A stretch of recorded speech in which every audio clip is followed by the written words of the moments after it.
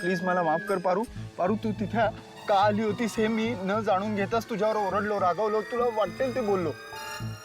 खरंच चुकलं यार माझं. मला कळायला पाहिजे होतं तुझ्या मनातलं. आणि तू इकडे निघून आल्यानंतर मग मला कळलं सगळं. आय एम सॉरी यार पारू. नाही नाही, यांना कळलं तर नसेल ना ते डोळे माझे आहेत ते? का ते माझ्यावर रागवले, त्यामुळं मला वाईट वाटलं असं त्यांना वाटलं म्हणून ते आले असतील का? पारू, मला वाटलंच होतं की हे तुझंच काहीतरी कारस्थान असणार आहे. ती डोळेवाली मुलगी तू होऊ शकतेस. अरे पारू, तू माझी मैत्रीण आहेस आणि ती माझं प्रेम आहे. दोघांमध्ये फरक आहे पारू. तू आपल्या मैत्रीला जागली नाहीयेस. तुझ्यामुळे माझं प्रेम माझ्यापासून दुरावलंय. मी नाही तुला माफ करू शकत. तू प्लीज जा इथून. नाही नाही आदित्य सर, कल्पनेतही मला तिकडे बघू शकणार नाही. ज्या दिवशी त्यांना हे सत्य कळेल की ते डोळे माझे आहेत, त्या दिवसापासून ते माझं तोंड बी बघणार नाही.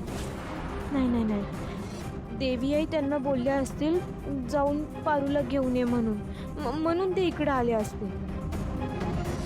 पण मला एक गुपित कळलंय. गुपित? कसलं गुपित? डोळ्यांचं गुपित. डोळे? कसले डोळे? आणि कुणाचे? पारू यार, असं काय करतेस?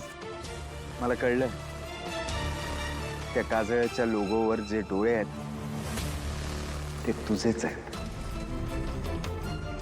इतके दिवस मी जिच्या शोधात होतो ती तूच आहेस. पारू, तू इकडे निघून आली आणि मग मला सगळे पुरावे मिळाले. मला जर आधीच कळलं असतं ना, मी तुला इकडे येऊच दिलं नसतं. पारू, असं खूप प्रेम आहे तुझ्यावर.